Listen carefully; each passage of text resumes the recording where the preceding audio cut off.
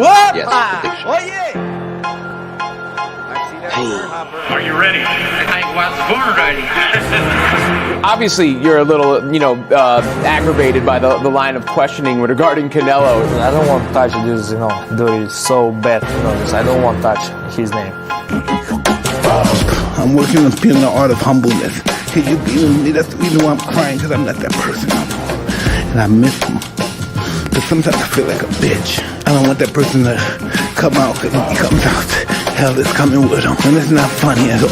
It must sound cool, like I'm a tough guy. It's just, I hate that I'm scared of it. It would be awesome to, being a great war, maybe with a Mexican. Let's go. Wait,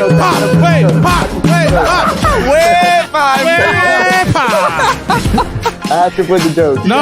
Hey, thank you. Perfect for play, man. I appreciate Good you. timing. Can't put predictions, man, but I definitely don't want to leave it to the judges.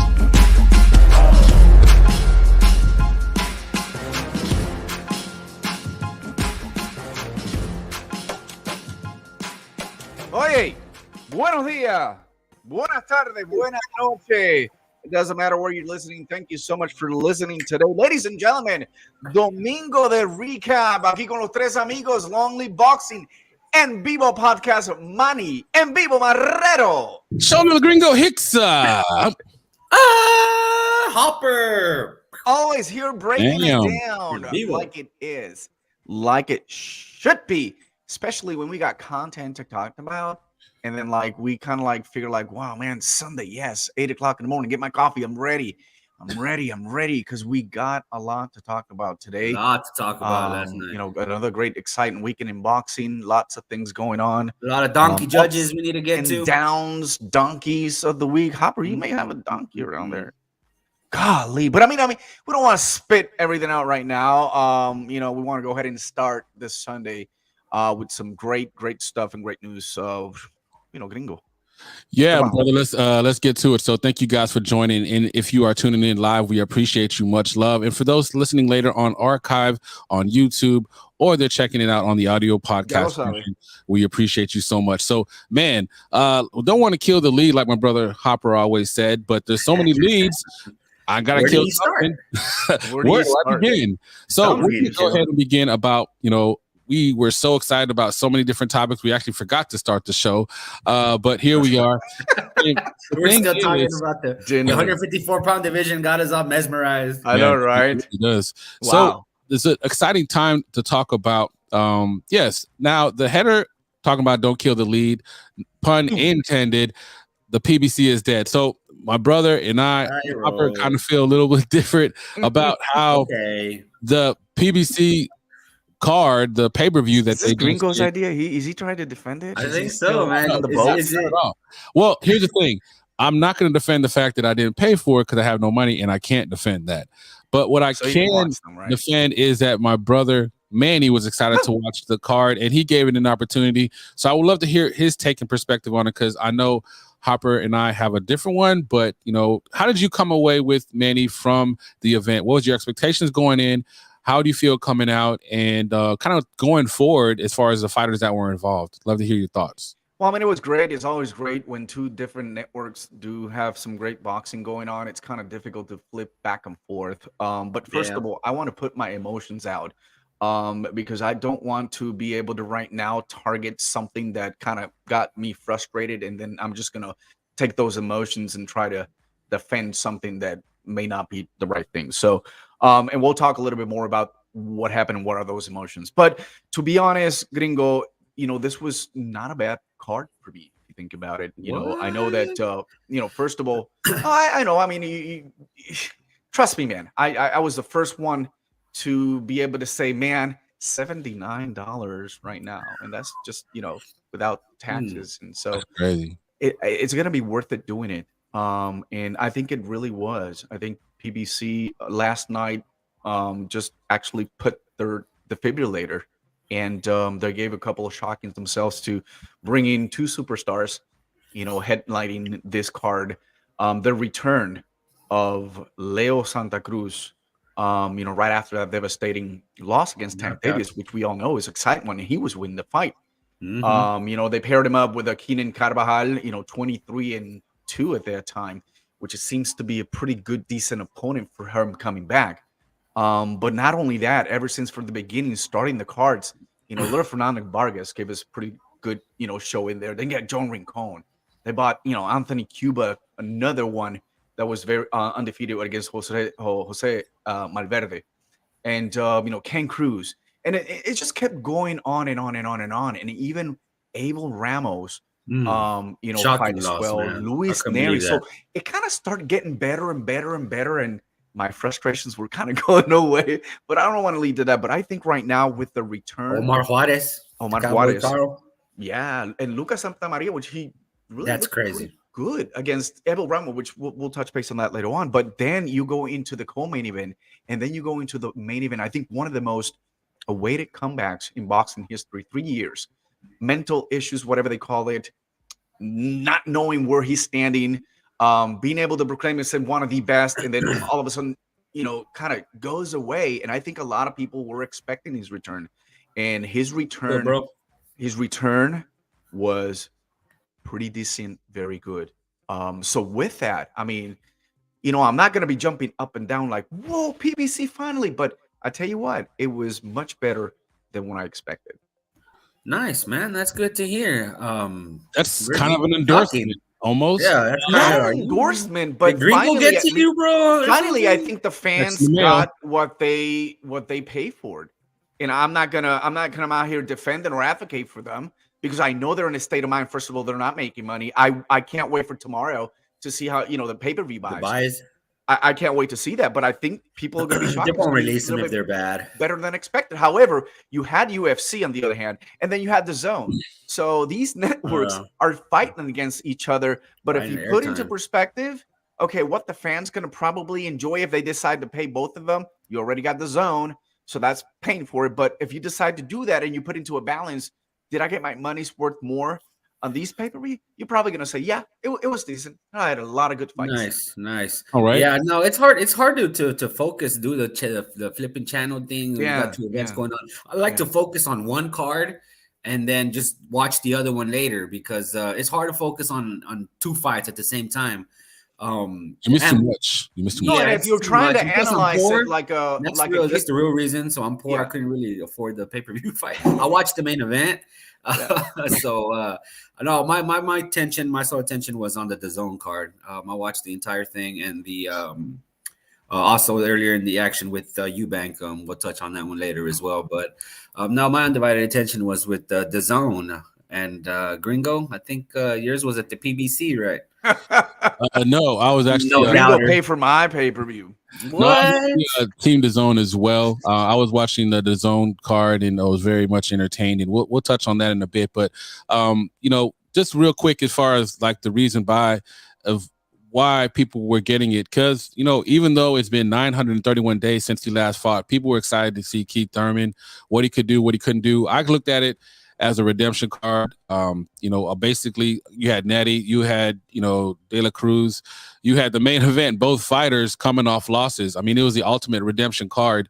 But with that, you do get your opportunity to see things that are worth watching. You do get some entertainment. You do come away feeling good about what you saw. So shout out to both guys. But the thing is, for me, glass half full or glass half empty, however you want to look at it, it really, at the same time, it exceeded expectations. I guess if you look at the undercard, and that's how most hardcores I notice, we rate things based off the entire card, not just the main event. That's the biggest takeaway for me.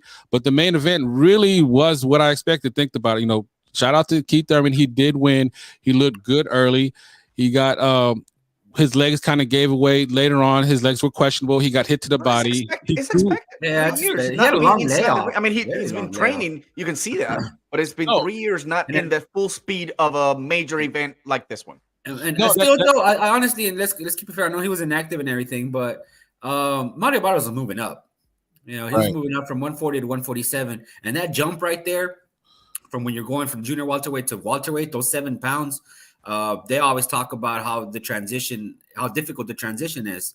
And I thought Mario Barrios, I mean, he was outclassed for sure. He lost, but at times performed admirably. Mario Barrios has been an active fighter. Mario Barrios just came in from a nice battle against Tank Davis, which a lot of people were seeing Mario. He was winning ahead of the card, right? winning. Until the 2-second puncher comes out and boom, knocks him out.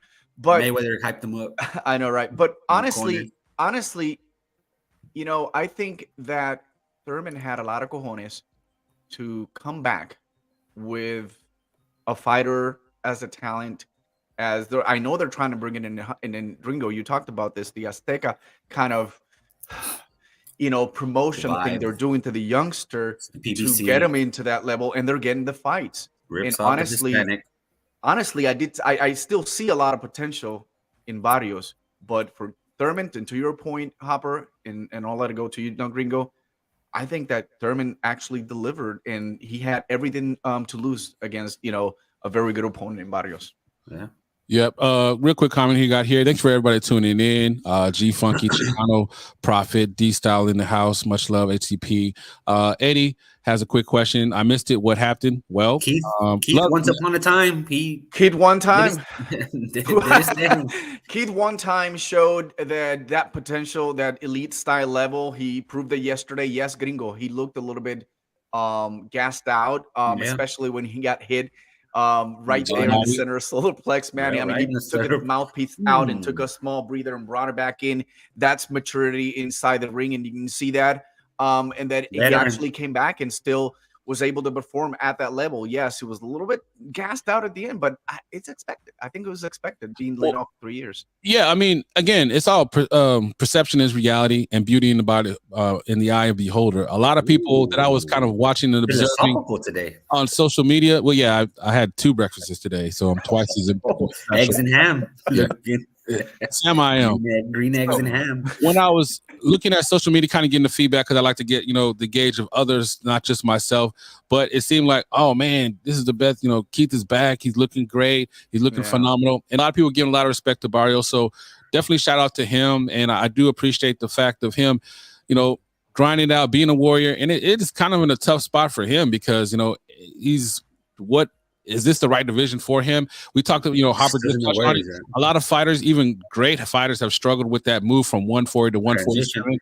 It seems to be a really difficult transition, and one where people struggle. I mean, a lot of fighters, either off the top of my head, Chavez, the Gran Campeón, when he went from 140 to 147, he was vulnerable at 147. He got dropped for the first time. He lost for the first time. Right. I mean, Oscar De La Hoya, when he moved up from 140 to 147, I forget who he fought. I think it was Winky or Winky, right? I think so.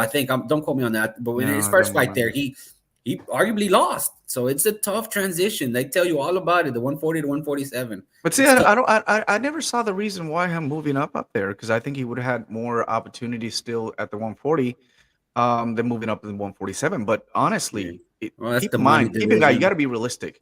This is a very juicy offered he got to be able to be part of something back to back. And the money aspect of it, You can't turn that down. And he looked really strong. He looked really good at the 147. It just happens to be with someone that's still got juice left. He did look a little amateur. He did look a little bit amateurish though, and I'm talking about Barrios. And I think Keith Thurman touched on it in the interview where he kept crossing his feet, kind of his footwork was a little poor. If I'm talking about Mario Barrios, so. I just think that Mario doesn't really know how to finish opponents. That's the way I see it right now. For the last 2 fights, he hasn't been able to do it. I think he had great moments. Not that he was leading the fight completely, but he had great moments. Yeah, he had decent moments. And then when he actually really started working in the body and noticing the difference and finally building a small game plan within that round, he just didn't have it to really finish it. And he allowed Keith Thurman to come back with the right hook. Also the body. I mean, there were a couple of good exchanges in where both fighters were at the same time, one punch. They were buzzed. So, but Mario is just I wish it would be a little bit different, but I think Mario's just one of those boxers that it's going to give problems to some of these up and coming boxers, and he's going to do great in his career. Is he going to be the gatekeeper at 147 pound for the PBC? I don't think so. I don't think so. Not now and not later, because we know the talent coming behind him. And I just don't think you see what I'm saying? Unless you go back to 140 and continue to work and getting stronger in that division, you may have a much better opportunity to land in a number 1 spot again rather than doing it 147. That's just my take of that. Well, I mean, to me, the definition to be a gatekeeper, you have to establish yourself first. So since that really hasn't happened, I would see a more journeyman then. Wow. Basically, yeah. So that's kind of my takeaway for me. Right. And when I not, we talk about not killing the lead, the header, The lead. yeah, the lead. The PBC is dead to me. Like, so let me just clarify because, like, hear me out. Oh, I don't see your Heyman poster in the background. That's it's still there. Like he's still alive. But I'm saying to me, like he's not going anywhere, and the PBC is not going anywhere from the standpoint of putting out cards. People still want to watch.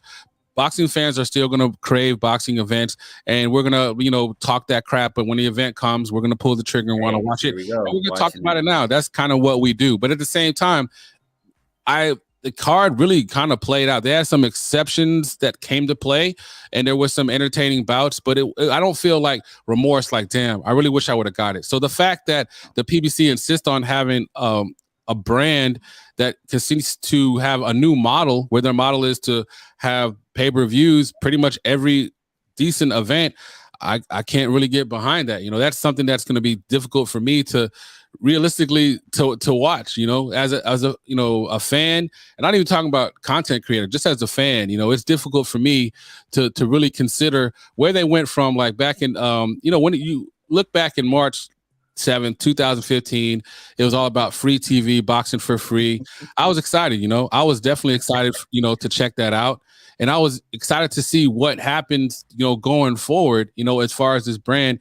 And it's just this eroded and deteriorated to where we have now, to where I don't want to say defending it, because you're not defending it, Manny. I feel like you're accepting it. And we do a lot of that as boxing fans in general.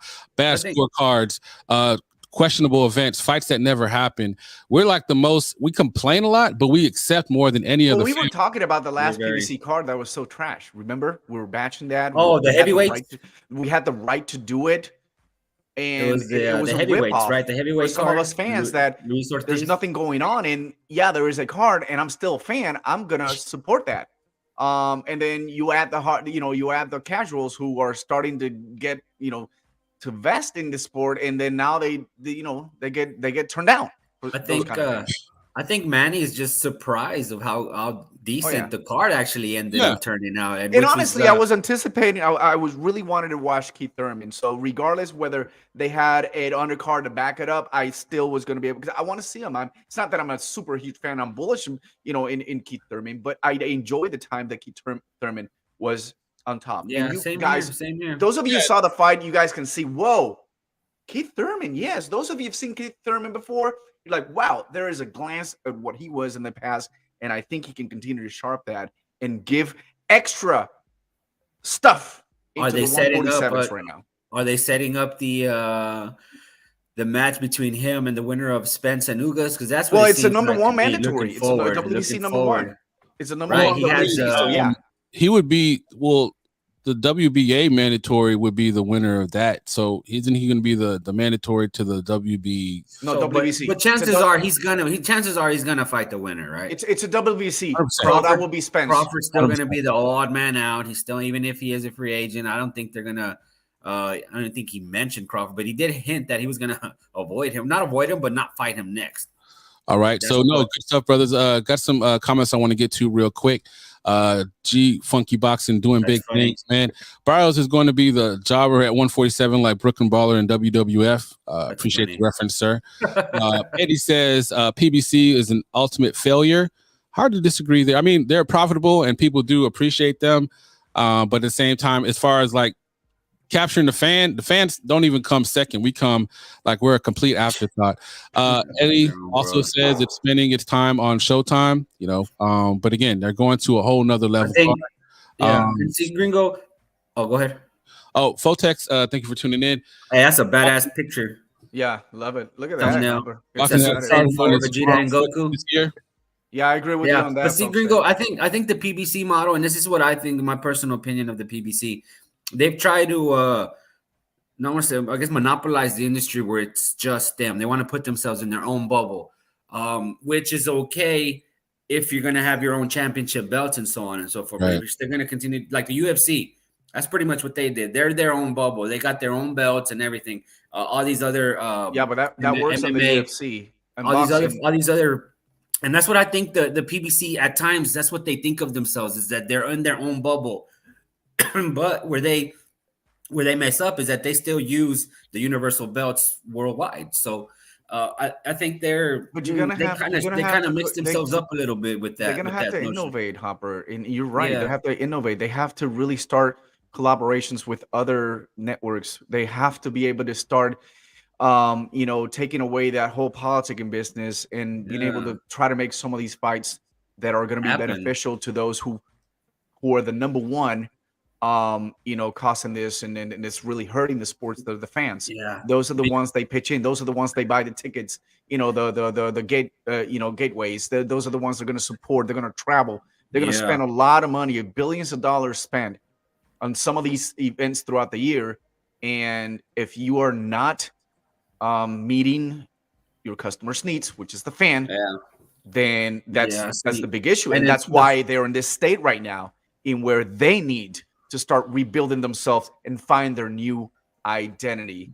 Chicano, real quickly, Chicano Prophet. Yeah, great point on that one. Perhaps Barrio could do with a trainer switch. That's something that definitely good. I don't know. I think at this point in his career, I mean, to make the best out of it, Hopper. To make the best out of it, have a mindset. I do think you got to consider that, in fairness, but I think with his team that's surrounding him, that's got him to the point of where he's at, I would like for him to decide on what weight class he's going to be at. That's probably the bigger issue there. He's been fluctuating from not 140 contract for him. I think he'll go back to 140. He has nothing else to look for up there, unless there's a big major fight right now with any of these 147. But even he'll take a Budinez, or he'll take it. Here's the thing, though. Even if he goes back down to 140, do you see him contending with Josh Taylor, Regis Prograis, Jose Ramirez, Chonce? Well, he could probably do a Regis Prograis. That's money. He could probably do Ramirez, Jose Carlos, and the winner, Jose Carlos and Pedraza. That could actually be a potential for him at 140. Saying that. I think Regis messes us up for thinking that. Really? But like to your point, in fairness, I think, irregardless, there's going to be guys that are going to, be challenges for him. Yeah.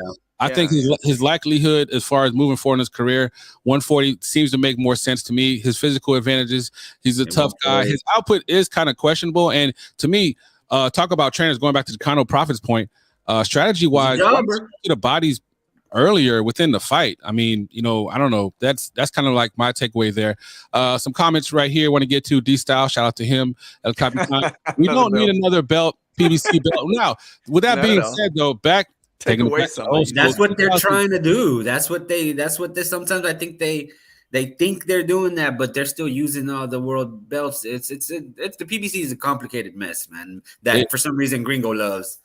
Well, of course. I mean, I like complication. I like complexity. So that's why he loves them PVCs. Now, that being said, like your biggest takeaway, and shout out to our brother JC, the ringside reporter. Card was a solid C+. That sounds about right. What do you think, Manny? What's your takeaway of that? It was a great card. I would say a little bit better than C+. I'd say B-. B-? Oh, nice. Like I said, it was defibrillator. Was it worth your money? Defibrillator pump for PBC to try to resucitarlos from almost being from the coma that they currently are. Worth $80? Huh? Was it worth the $80? That's a lot of groceries, brother. Yeah, I was okay with it. I was okay with it. Maybe a little bit more because I was hurt under the DAZN card, and that's my turning point pissed off to come back. And that's what I said earlier. I don't want to put the emotions in there, but when I did the switch, and I never went back. I did the switch, and like I started kind of enjoying a little bit. It's like, man, at least $79 is not gonna hurt that much. And I hope that there's not a judging fucked up fiasco moving forward. And it wasn't. I did see an entertaining Leo Santa Cruz. I did see a nice Luis Neri. Goodness gracious, guys. Luis Neri is really kind of the junior bantamweight, kind of put himself again in a very good position.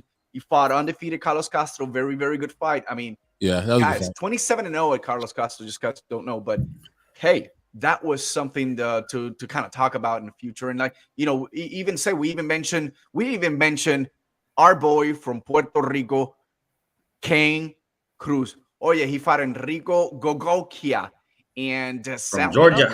It wasn't a good fight for Kane Cruz. It wasn't a really good fight. Very difficult opponent. I just think he couldn't get anything going. In the 5th round, he got knocked down twice, and honestly, this kid got up, stepped up to the point that he was completely losing in the cards, and he actually swam the way with a draw. A very legit draw, very good comeback in the last few rounds to get that draw. So, one shout out to, Ken Cruz and his staff and everything that's, around it. I think he said it right. It wasn't my fight. I got knocked down twice, and I really, really work hard to try to get that draw. And he'll be back in the drawing board and back to the gym and, go at it again. So, fights like this is what we want to see. We don't want to see one-sided fight. We don't want to see anything. We want to see a full card that gives us excitement with lots of new prospects, which I haven't seen a lot of them, building him into a card. And that's why, for me, it's like, wow, okay, I can turn the TV off, off the Thurman smoke, and I'm like, I'm done for boxing. I'll be back Sunday in the morning to break it down. But I'm pleased with what I was able to see.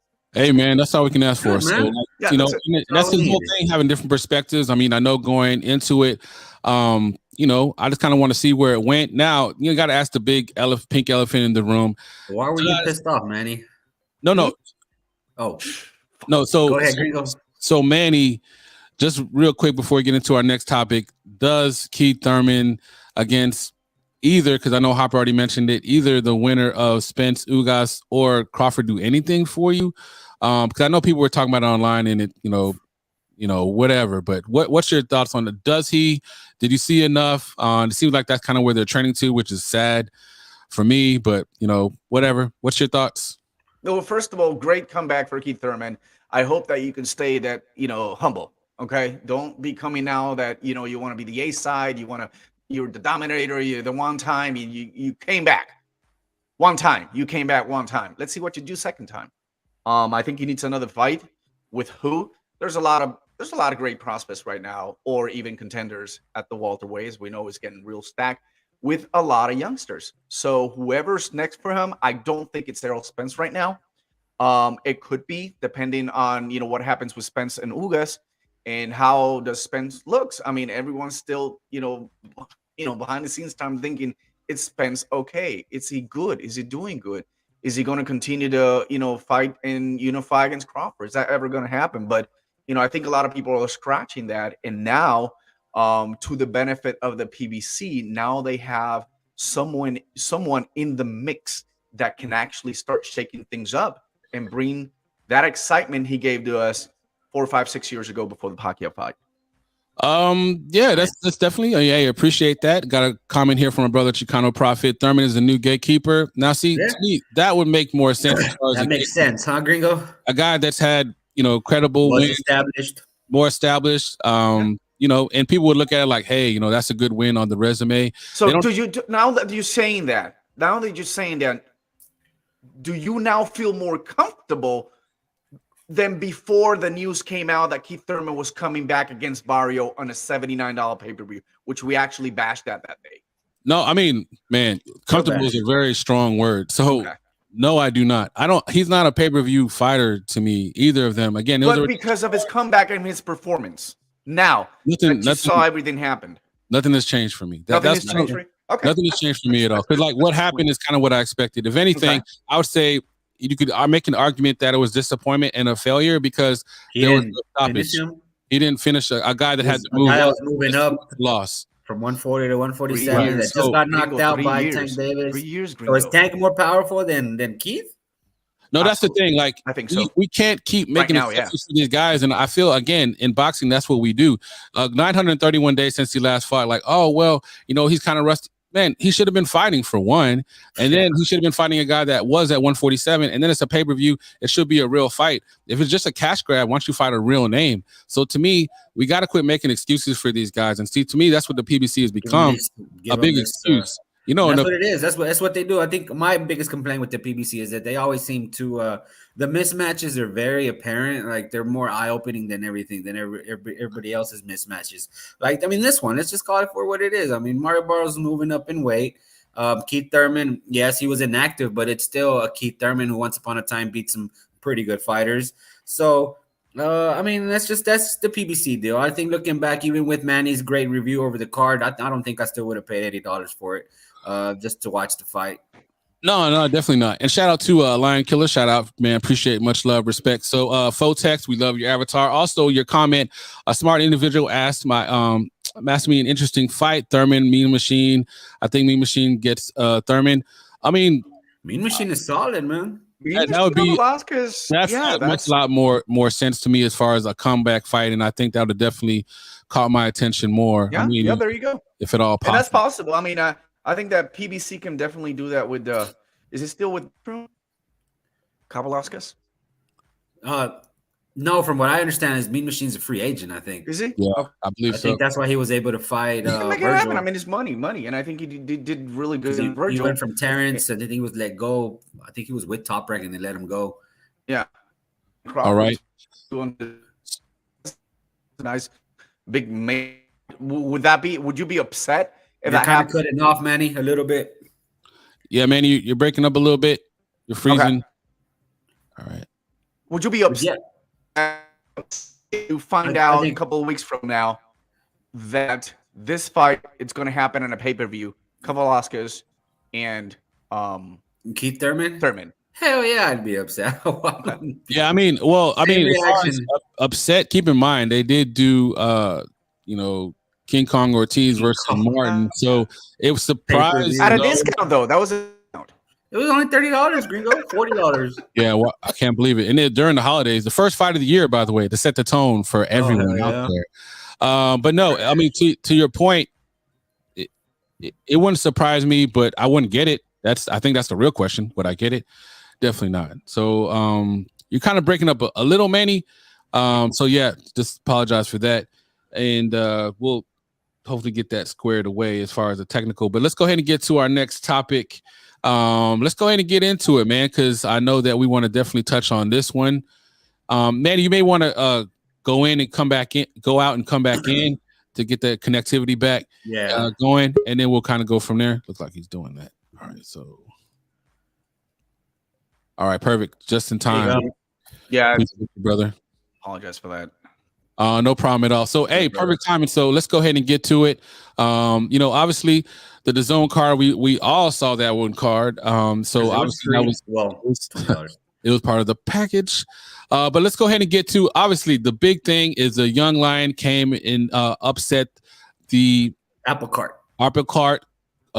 Carlos Cuadras was upset. I believe. I know some people. I know D-Style was definitely going. He thought that Bam was going to take him out. He was going to put Cuadras on his back knee. So back knee. On that. You call out D-Style. That man does have a lot of acne, in his back. That's heart, man. That's just his heart kind of coming through his body. Training. All right, so he's a hard worker. So that all being said, all jokes aside, what you think about the performance, Hopper? Oh, it's surprising, man. Well, not too surprising in the sense that Bam's talent was questionable. No, his talent was. My thing was surprising because he was moving up in 6 days' notice. Like that's crazy, and he goes up there and performs against somebody that everyone watched the Thurman fight, but many ordered the pay-per-view. But not many ordered the pay-per-view. That's how it goes, team stream. But no, and in the sense that Jesse Bam Rodriguez moved up on 6 days' notice and performed like that against Carlos Cuadras, one of the proven four kings that we call it this era that actually fought each other with him. So Rung Savai, Chocolatito, and Estrada. So, ladies and gentlemen, we got a new player in the four king department now. Carlos Cuadras might be going to the back of the back, and judging by, we'll see what happens with Chocolatito and El Rey. There might be a changing of the guard here. The four kings might be becoming the thing of the past, and we're going to be reflecting on the fights that they gave us. But Estrada still will be around, and we'll see what Chocolatito does against El Rey. I'm thinking El Rey is gonna might do the same, guys. Might pull off the upset, and we'll see what happens. But Jesse Bam Rodriguez, very impressive. The uppercuts are just lethal. That's the one that dropped him on his back knee, as D-Style says. So, but no, Jesse Rodriguez, man, and he's still a kid. What, the first champion born in the 2000s, the youngest champion, active champion. Yeah, so that's crazy. He's still a kid. Yeah, it's crazy, man. So it was huge, and honestly, it's exciting for me as a fan because that's what you want to see. The old guard in a real fight. Unbelievable replacement fights. Guys stepping up and showing what they can do in fighting. Because as high as I was on Bam Rodriguez, I got to be honest, I didn't expect that. I figured it was a level he wasn't quite ready for based off his body of work and what he'd done before. That's a huge jump. I know there was some slippage that people were pointing out as far as Cuadras, but I mean slippage for a legend, a guy that's fought against the best and had success. I mean, he beat Sarungsafai. Granted, it was 9 years ago, but he beat him. The Rat King is no joke. So I was definitely extremely excited and happy. But it doesn't matter what I think. It doesn't matter about me. It matters about my brother Manny. What did you come away with the fight and the performance? Did it surprise you at all? Well, first of all, remember that I had to pay for a pay-per-view, so I had to flip to the other channel. But no, after the pay-per-view, I had to go back and, of course, watch the fight, and I was able to see it. And entertaining. No, not bad. I mean, opening 2 rounds, I think that Cuadras, he was throwing a bunch of punches, doing his body thing, kind of imposed his will on on a smaller Rodriguez. Bam Bam had different plans, and that 3rd round, just like my brother Hopper said, he flicked a jab and slid and planted a picture perfect uppercut, man, sending Cuadras to canvas. So I mean, that was, for me, it was like, whoa, I think it's pretty strong at it's moving up, and I think that the move, I think it was his best move he's ever done. And look at him right now. He's a world champion at that division, just jumping up. So against a lot of people, we're expecting the Cuadras to lead the way, lead the rounds, and possibly maybe get that unanimous decision. And it all happens that it was different. Great stuff by the Zone and Matchroom, and bringing in some of these cards too as well, entertaining us, competing against the opposition. Making a statement, smaller cards built for tough, because it was very entertained, from top to bottom. Nice. We do have huge concerns, but that is something that we'll talk about soon. Yeah, one thing I didn't have a concern about is the fact that I had no doubt in the ability, the quick hands, the feet, the lateral movement, the ability to go side to side. The strategy overall, I think, was just well done, and then executed on such a high level for Bam. It was just phenomenal, and just being on the first stage like that, a big stage like that, and I mean, he didn't look wavered. Maybe I think he was very comfortable, but I think this is one of those things where the guy's too young to know what the moment is. He's just too young. He's just gonna go out there. I think when you have the talent, the moment, it's any time, and I think it was the right time. It's like when you picture the perfect starting of a career, or maybe ending of a story. This is what starts getting people excited about reading these kind of stories, and knowing that the risks taken, it's paid off at the end of the night. Unlike you said, on a bigger picture, on a big platform. Yeah, Robert Garcia, they got themselves a real one, another real one. They do, absolutely. No, definitely. And, another thing that, I'm so excited about us as boxing fans, again, another guy, because at the end, usually post-fights, you can hear some crazy this. And I know so during the fight, they kept alluding to that he was going to basically just vacate the belt if he won, which looked like he was.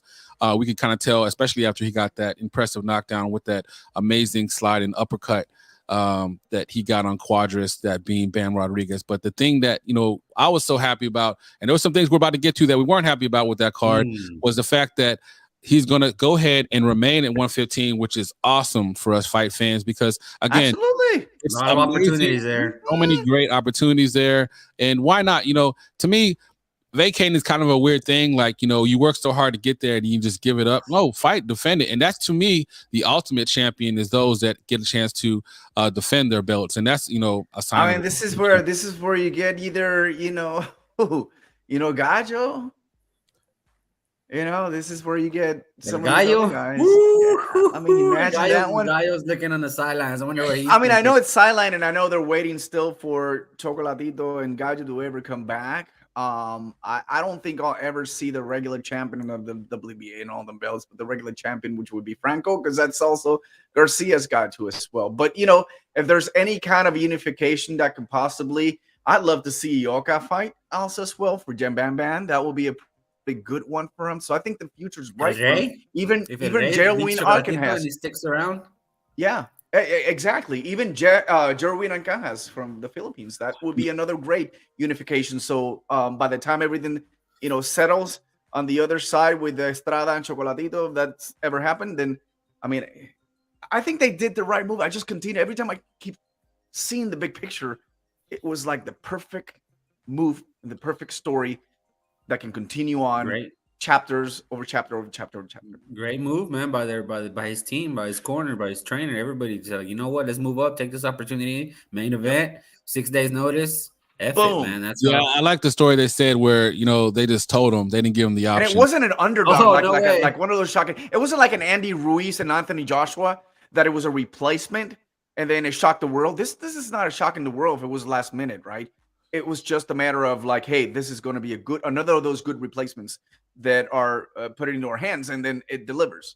No, it definitely delivered. It knocked it out the box. And, you know, got to send some shout out, Miss Denise. Good afternoon and much love. And also just want to get to real quick, you know, before we get into our next topic, which was a big part of that card. And we have a definite connection there because we locally, we've interviewed this guy several times, Kid Vazquez, but I want to get to this comment real quick. Didn't Robert basically said stick to Bam rather than Virgil? Maybe that's why Virgil left. Yeah. Well, see, keep in mind, I know that Bam's brother was a big sticking point of he wanted to make sure he was with them. So looking at big picture, JC, is kind of hard to say that maybe that wasn't it. And, you know, look what it's netted him. It's netted him a championship. Well, it's not only Bam. So it's also Franco as well. So that's what started and that triggered. You know, the night that Virgil fought Cal Velasquez, but, you know, of course, he had another commitment with Franco in San Antonio. So that's what started it. And I think it was just more than that. And, you know, Virgil had the right to move on. Why not? No, I mean, it could, like right now, it's looking like it's all kind of working out for the best. But I got to say, as much as we had a feel-good story with the main event, the fight did bring us something that we got to talk about. Emotional, Dad. God damn it. What's up with them cards? Calm down, Gringo. I was fired up, man. Decision. And still WBA Continental America's featherweight champion, Raymond Savage Ford. That's embarrassing. That's embarrassing. You should have shown him when he did the middle fingers to the crowd. That's embarrassing. That's embarrassing, man. Well, that's all you can say about that. All right, so just go ahead and put a disclaimer out there for those that are going to listen live and for those that are listening on archive. For those listening on the podcast, yes, we are fans. We give the fan perspective. We do have bias, but at the same time, this is not a biased piece. Try to keep it real. This is keeping it real. So when I saw the fight, when I woke up, the part that I saw, and I did rewatch the fight in its entirety, when I initially saw it, the emotion was more with me. But either time, I did see Vazquez pulling the fight out. So when I heard the decision, now it wasn't surprising. It's disappointing because, again, I want to be surprised in a positive way from the standpoint of boxing. You know, I'd want them to not do what they usually do and give it to the house fighter, and which is, again, questionable. And I don't get that whole narrative of the house fighter when this guy's not a star, and it's not knocking forward. I don't see why they're so big on trying to push guys that, you know, to me are just guys. You know, why not just give it to the guy who won? I think that would gain more fandom than anything out there. But again, only my opinion. I know that you have some things you want to get to Manny, so and you even took a swig of that tall boy early in the morning. So Manny, let loose, brother. Liquid courage coming in 3, 2. I mean, I'm just gonna start by the scorecards. Okay, Judge Dennis O'Connell 96-94 in favor. Vazquez means 6 pounds forward. Judge Rocky Taylor 98-92, which is 8-2. Are you fucking serious? F that guy. And Chris Wilson 97-93. I mean, 7 rounds to 3 in favor of Ford. F that guy too, man. What fight were they watching? This is what really upsets me, and I'm gonna part ways with what some of the things that Gringo said, because I don't want to get more too attached. Like, okay, we were all rooting for Vazquez, which we were. We know the kid; he's amazing. We know his work ethic. We've seen him over and over here locally. Especially at the Junction Center. He been on the show, that place up, put up a show against the Argentinian. We knew his work ethic and how hard he works, and how he's pushing the Fort Worth, community in the boxing and the Dallas Metroplex as well, putting aside a division, whether I'm Fort Worth, I'm Dallas, who's the best, that's out to the side. Just putting a name into FSG, his family, his career, and he did it in a way that we've never seen him before. So I'm parting that away. Yes, it's destroying careers, but my point is the poor judging that we've seen lately within these judges, they continue to add pain to the injured sport, which we know for a fact the year continues to start on the wrong foot. I'm telling you, y lo voy a decir en español porque tengo unos datos importantes que quiero que la gente de toda Latinoamérica para poder, I want to advocate for everyone right here. Nosotros como fanáticos vemos todo lo que pasa detrás del ring, pero también vemos más lo que pasa dentro del cuadrilátero. Somos los que pagamos, somos los que miramos. Mi vista hoy en este momento es ¿quién va a ser responsable? Who are we going to hold accountable that can give us the answers to some of those questions that we need? Is it the promoter? Is it the network? This is obvious to everyone that we just witnessed yesterday. Besides being the fan, it was atrocious. Rocking careers, smashing numbers for what? And this is not about Ford. Ford, it's not anything against you. I mean, great job. You got the victory. You knew for a fact that you were losing the fight.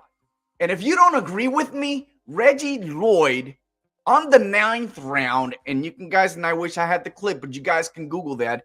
Reggie Lloyd at the 9th round said, you have got to win the 10th round. I am serious. The urgency created in that corner, I have never seen Reggie Lloyd, not even with Ford or any of his other boxers, creating that sense of urgency. And let me tell you something, Kid Vazquez left no doubt at that 10th round. Go watch it.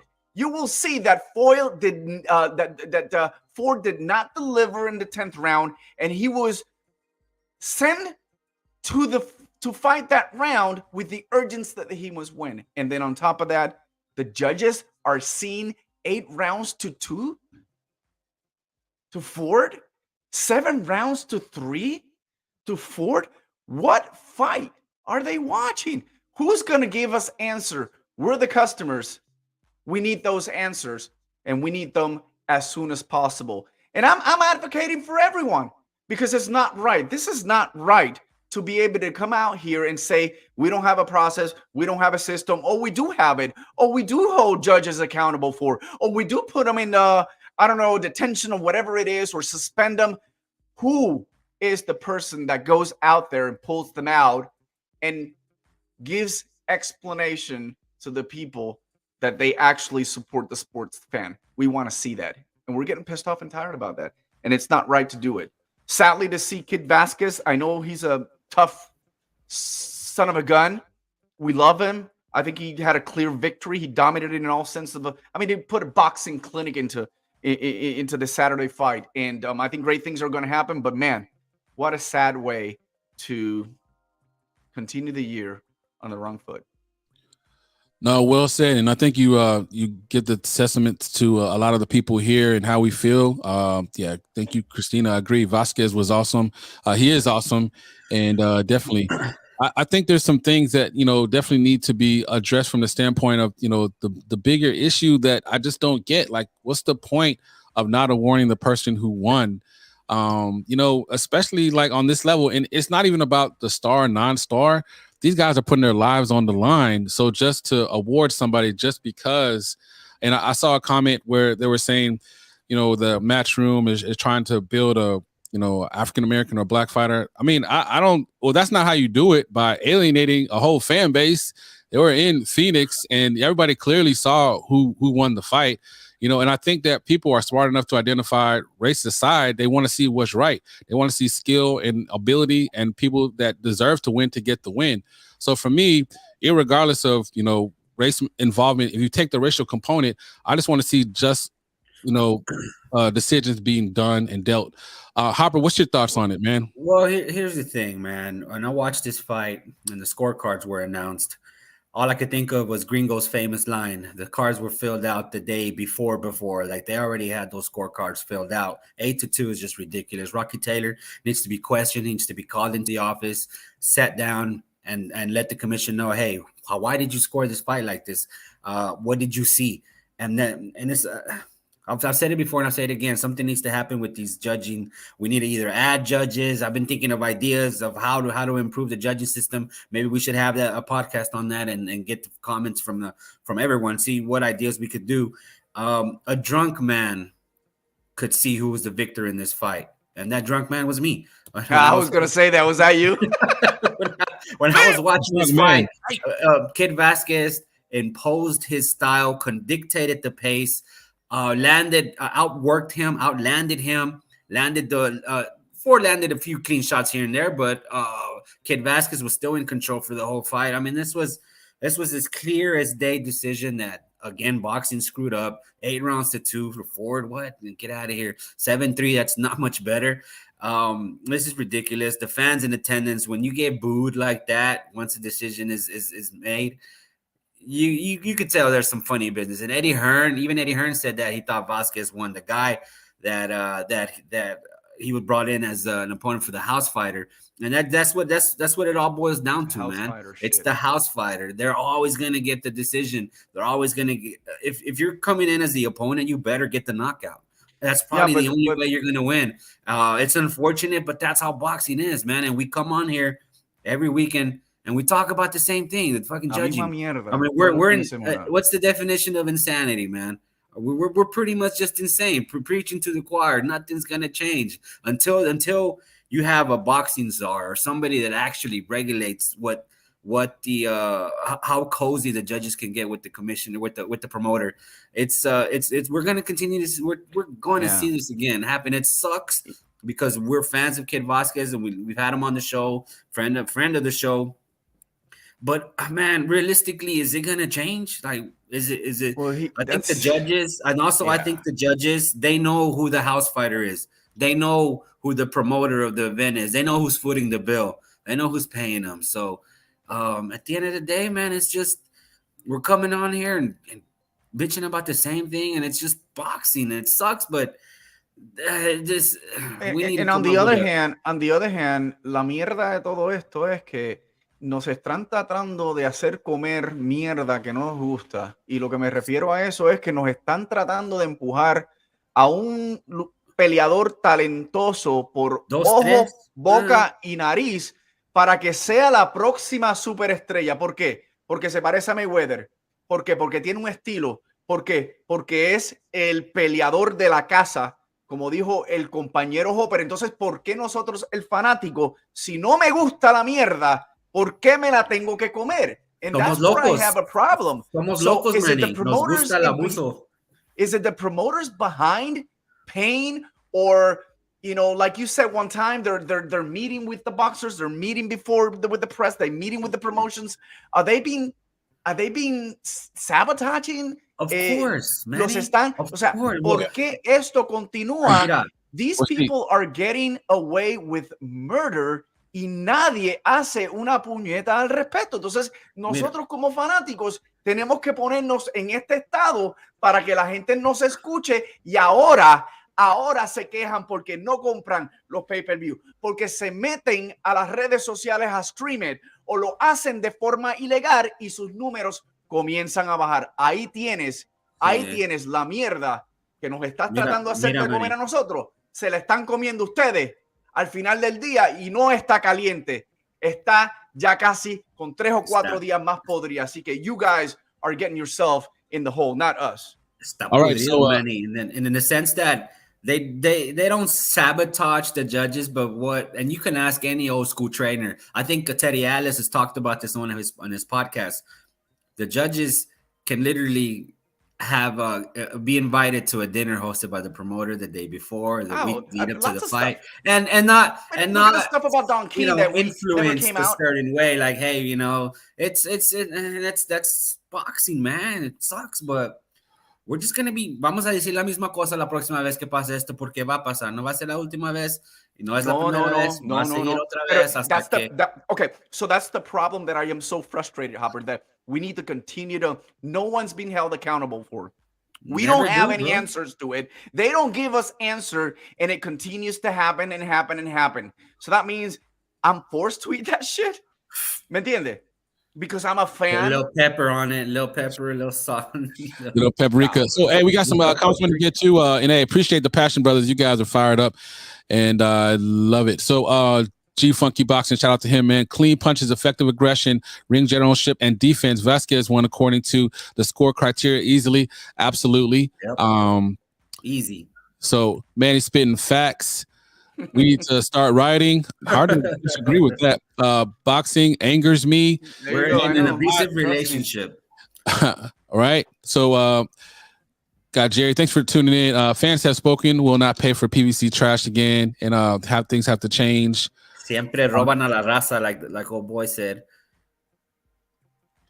All right, so yeah, I got some good comments there. So one thing I did want to say, I want to go ahead and get to these tweets because we did mention Eddie Hearn and Kid Vazquez. And again, shout out to him. Yeah, I'm biased. I did want him to win, and he did win. So as a fight fan, for me calling it out, I think is my duty. Now, the thing is what we talked about, and Manny was so passionately saying, and those in the chat, thanks for tuning in. We need to actually follow up writing. That's an extreme, but there's a way you can do things as far as holding them accountable. Like there needs to be an overtime, a review, and that judge needs to be removed. There's no way you looked at the fight consciously or sober and came up where you only gave Vazquez 2 rounds. So Eddie Hearn said, I love Ray, but he was very lucky to get the nod there. Ford Vazquez hashtag. What are you gonna do about it besides do something about it, man? Eddie. Do something about it, Eddie. You got the power. Come on. All right, so Eddie. Speaking of Eddie, Edward Vazquez took the high road. It is what it is. Train hard, fight hard, keep the faith. I appreciate everybody's support. Another thing I want to say out there, just real quick, talk about the impact. Eddie Hearn's wealthy. He's got a lot of money. These guys that put the shows on, they're doing well. They don't really hurt. We walk away when the fight's over. We know Kid Vazquez. He doesn't have a 9-to-5. His 9-to-5 is boxing. He trains people. He does a lot of things to help put food on his table for his family. So this win meant a lot more than whatever Denny's dinner the judges got for filling out the scorecards the day before. I'm tired of it. And really, I think that instead of complaining about fucking Crawford and Spence and fuck both those guys because they're just playing us too.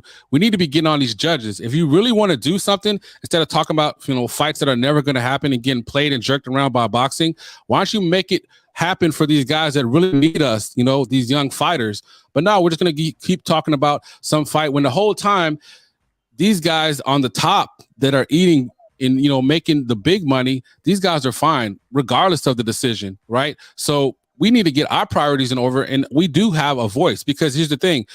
There's not a lot of people that are following hardcore, but those that follow, and they spend their money, and our money does matter, right? So we need to speak up instead of just pretending, we need to put our money where our mouth is. It's not a science. You're not making money. Why aren't you making money in pay-per-views? Because you're not building a card, and when you kind of build a card and build some fights, that this is what's happening. This is what we're getting. And can you put that Kid Vazquez sign up back again just real quickly, Sean? Yep. The tweet. Yeah. Those of you don't know Edward Kid Vazquez, all right? This is what he's all about. I am complaining and whining and screaming more than what he's doing. And this is the type of guy that's why people love him so much here in Dallas and Fort Worth. It's because it is what it is. Who gives a fuck? In his language, I can picture him and hear him. Who gives a fuck? Train hard, fight hard, keep the faith, and I'm going to come the fucking back at you. Okay? I appreciate everybody's support. That's Kid Vazquez, a kid that trained hard, doesn't care about the whole fiasco, what happens. Let me come back at it stronger. Great job, man.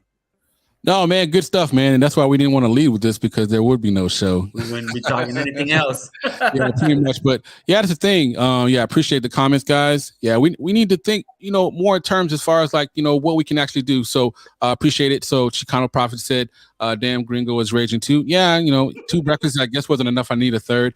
Eddie says we need to be more like them.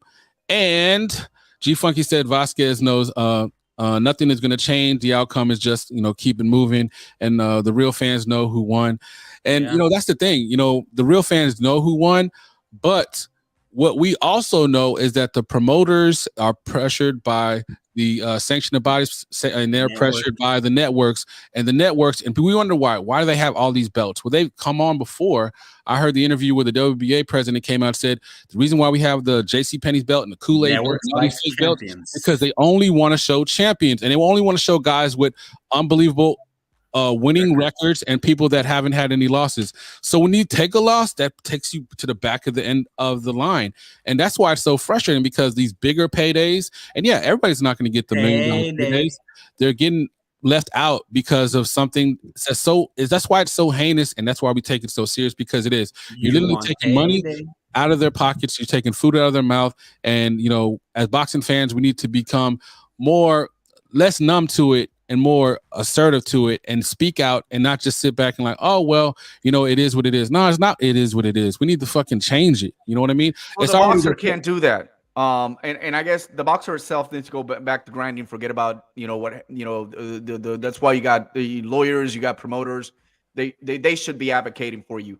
Your job, your purpose is to go out there, send the message like you did in social media, but get back and start grinding again. Boxing, that's what you can take a horrible circumstance like it happened last night, put it to the side, move on. That loss, it's always going to be there, regardless what the fan thinks. Oh, he won. It don't matter. Where's the belt? Where's that belt at? Okay. Where's that JCPenney belt? I got a loss. Yeah. Is it going to happen again? Can you avenge that defeat the way it did? I don't think Ford nor anyone else wants more smoke out of Kid Vazquez. And that's the sad thing about it. I just hope that this scenario, this situation will actually open bigger doors right now for Vazquez. And, he can definitely continue to move on. And, hopefully there is a rematch. I'd love to see that.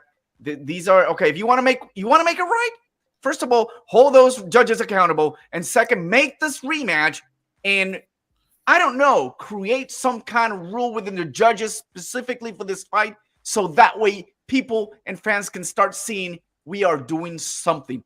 What? I don't know. I don't get paid for that. I don't even get paid to talk about boxing. I just do it because I have passion to it. But that's the way you're going to start restoring the sport.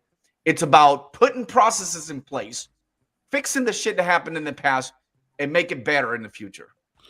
Yeah, absolutely, man. Gringo, boxing is the only sport where public pressure doesn't amount to shit.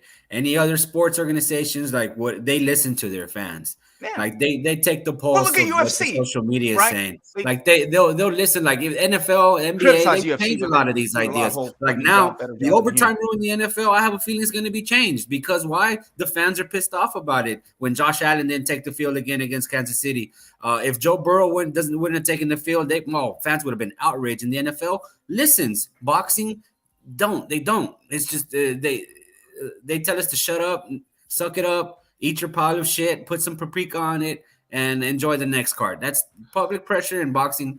It never fucking changes anything. Well, that's why we need to, reassess and look in the mirror for ourselves and figure out a way where it can matter and it should matter, and to make a difference. So, no, man, great stuff, and we can go on that for a while. But we definitely wanted to, wrap things up and get to news and notes. So, good stuff there. So quickly taking it to a positive. Gotta send a shout out to our boy Listo Gaitan getting signed with Zanfer Boxing. Congratulations, man! And we recently had him on for an interview. And for those that don't know, Zanfer Boxer has an unbelievable stable. Navarrete, Munguia, Alacran Berchat, Luis Neri, Gallo Estrada. And now Listo Gaitan and some phenomenal females, Jackie Nava. So shout out to her. She actually listens to the show. Not when I'm on the show, but when Manny's on the show. But hey, she still listens. That's all that Shout matters. out, my boy Listo. Alacran Boxeo. Great job. You hit it out of the ballpark. Right. So talking about, keeping it, because I'm a big fan of balance, right? I'm like the Thanos of boxing content on YouTube and the podcast, because I like the good, the bad, the ugly, and that's why boxing is perfect for me. It's got a lot of all of that. So also want to talk about another fight that, honestly, I know some people make a big deal about, but will it even happen? Ryan Garcia returns to the ring against Emmanuel April 9th, Alamo in San Antonio. Let's go, DAZN. And again, he's happy to be in Texas. And shout out to this post from Standing 8. Got much love for them. San Antonio, fight city. Yeah, we love San Antonio. We love all Texas, man. San Antonio's a great fight town for those that haven't been. But is the fight going to even happen? What's your initial thoughts to both you guys? Well, maybe we'll see what the Pullout King does. Man, Ryan Garcia is my boy. But see, he kind of frustrates me because you can't call out Tank. You can't call out Cambosos and then go fight somebody like Emmanuel Targo, who was retired or semi-retired, coming out of retire. Either way, you can't talk all this noise. And Ryan, you my boy and everything, but it makes you look kind of weak, man. If you're gonna call out the big dogs and then give us this, bro, you better hurry up and win and do something this year, because a lot of people are, kind of getting impatient with you, man. Well, and shout out to JC for the comment, man. I don't want to hear about that. There you go. Case in point. That's kind of how I feel as well too. I mean, we'll wait and see attitude. I know for any fighter, it's their opportunity. I know that Tago is actually in Coach Senino's stable, so shout out to him. So we're definitely happy for his opportunity. But is it actually going to be an opportunity? That's the thing. That's also, we kind of went and gave kudos and raving over 115 and the talent, but they're actually fighting one another. 135 has so much talent. You could argue probably the most talent, definitely the most notoriety in some aspects, and they just continue to avoid one another for one way or the other. I'm not even really sure how I feel about when Ryan Garcia makes an announcement, unless he's actually in the ring. I don't know how serious I can actually take it, and it's not knocking anything that he's going through. His mental demons, the challenges he's had. I mean, I would jokingly call him. That's a totally different point. Yeah, that's a totally different thing. But he hasn't shown to be able to close the deal and actually go to fight. Whatever is keeping him from doing it, he hasn't been able to do that. For me, it makes me reluctant to even talk about him in a serious fashion. So that's kind of where I'm at with him. Manny, what's your thoughts? I mean, because I know, like we said, Coach Senino, we got much love for him and his whole entire camp. But this is a big fight for him. Will it happen? And kind of what's your thoughts when you do hear about Ryan Garcia being mentioned? I mean, have you kind of just dismiss him, wait and see? He's a non-issue really to this point? Well, I mean, he's still the social media king, right? And where all he does is just talk and try to get, script the telenovela so people would continue to follow him, and he'll still show his little creams and, soaps and showering, whatever his brand is. I think that, everyone's wanting to see Ryan Garcia a little bit more active. First of all, if he's back, when it comes to his mental state, he's back on track. Congratulations. I think depression, it's one of the biggest issues we have nowadays, and it doesn't get solved. So I'm hoping that he's doing good at that side of it. We want to see Ryan Garcia. Emmanuel Tago, the African king. You guys don't know, 33 fights, 32 wins, 1 defeat. This is going to be the 3rd fight he's going to fight outside of Africa. Matter of fact, we connect a lot through social medias. Thank you, Emmanuel Tago. It's your time. It's showtime, right? These are some opportunities that you worked your entire life to be at that spot, and he's going to be at the spotlight at the 3rd fight. As a matter of fact, actually, it's going to be the 2nd fight here in the United States. The first fight was last year. I think it was November last year. He fought Mason Menard. Very good performance by what Sean alluded earlier. Coach Javier Centeno in Sweat Boxing Gym in Davie, Florida, doing great things with opportunities like this that they are a potential to shock the world. He's definitely going to be a huge underdog. No one's really going to be talking about the African King other than that he's going to be fighting Ryan Garcia. And this is where, you have an opportunity to shock the world. And I think that's exactly the message I sent this morning to him when he tagged me on his poster, wishing him congratulations. But not only that, one time is your time. This is the time to shine. We see him active. We see him within his community, in the African community, motivating and pushing youngsters to be able to accomplish their goals and dreams. And he has done so. He's going to do it for the second time here in the United States with a stable that is growing, a stable that just actually right now has, close to an undisputed lightweight champion, same division. But that's okay, because there's a lot of other fish inside the pond that you can start, kind of biting around. And this is one of them. For Ryan Garcia, man, we're going to expect exactly the same fight, even better, that he did with Luke Campbell. He demonstrated that he can get hit hard. He can get back up. He can pick up. And, what better way to do it with an opponent that, he's got a pretty good defense. He throws a lot of punches. And he's a very solid 135-pounder. Not going to predict anything right now. I'm just pretty excited. If you ask me, Manuel Tago, one time, bro, your time to shine, African King in the house. Yeah, man. Like, hopefully he gets that opportunity. That's all I'm asking for. Exactly. I mean, I see some, people, Why not? in the comments and kind of questioning, what his opportunity is. Just hope he just gets an opportunity. That's kind of where I stand with Ryan Garcia and all these fighters. I just want them the opportunity to have a fair shake. Exactly. And that's kind of where I stand with that. So, and even no matter the outcome of it, this is a great accomplishment from someone that's never been looked. No one really knows about him.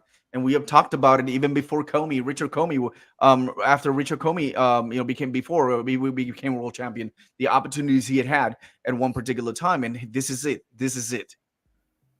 Absolutely. And speaking of this is it, we're going to go ahead and get ready to close things out. But I know our brother Hopper wanted to add some things about the UK making it happen. This man loves the UK more than the UK loves the UK. So what's that card? Eubanks, man. Eubanks.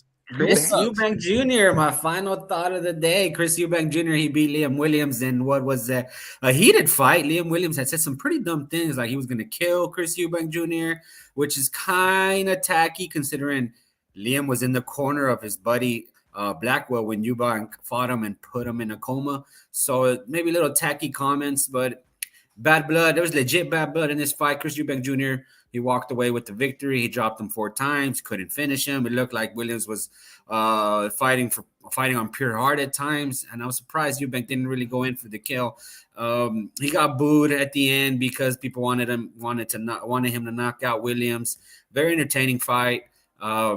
If you want to see somebody get beat up, but Chris Eubank Jr. and his trainer Roy Jones Jr. they did their thing. So I'm excited to see what goes on next for him, because Chris Eubank Jr. is still a player in the division. So maybe he can finally get Triple G or Gringo's boy. I know he got excited for that one. So we'll see what direction Chris Eubank Jr. wants to go, man. But a very entertaining fight in the UK. My brother's from the UK. I will go down there one of these eventually sometime. Me and my wife go down there and catch a fight. But I love the UK, man. I'm always watching the UK boxing, and they had a good one last afternoon matinee, actually. Man, yeah, get to drinking early, which we're all a fan of that. Right. Much love. So final thoughts, Manny. Any thoughts that you want to close out with? You've been fired up today in English and Spanish, bilingual rage. We love it. What's your thoughts on the show as we get ready to close out? Final thoughts, brother. I mean, now that we're starting to see some fights happening, especially in all different weight class, I'm going to stick to mine. And although I ranted already for the judges and the donkeys and all that, I do hope and expect to hear some of the, positive things in the future, and hopefully this doesn't happen again. But there's a gentleman out there, boxer, great boxer, one of my favorite boxers at the lightweight division, said something, the other day, in quote, "No one wants to sign a contract with me. I'm ready for everyone. Bring it," end quote. Vasily Lomachenko. Come on, guys, bring it. He's ready for anyone. The 135. 2022. Let's see what happens. Oh man, we want to get you fired up again as we're trying to close the show out and see our families. But no, we'll definitely get to that. And also too, we wanted to get to some other thoughts on Xander, but we'll save that for another show as far as like his claims and beliefs, and we believe in him as well. But we can talk in more deeper level about his chances about going for Bobby 154. We'll have to see about that and talk about it in deeper details. But until then, we just want to thank everybody for tuning in to the live. Thank you so much. We appreciate you guys. Thanks for your comments and your, appreciate y'all joining in. You guys are amazing. And then much love and support for those listening. Go, Luca. And to everyone.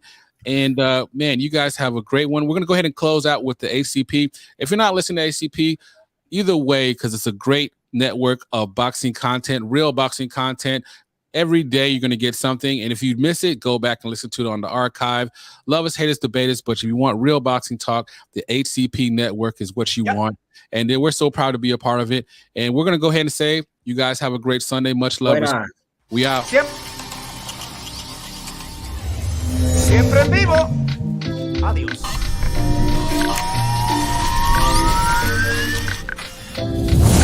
It's Maestro A. It's Kenny T. I'm back in New York City after a weekend in Las Vegas.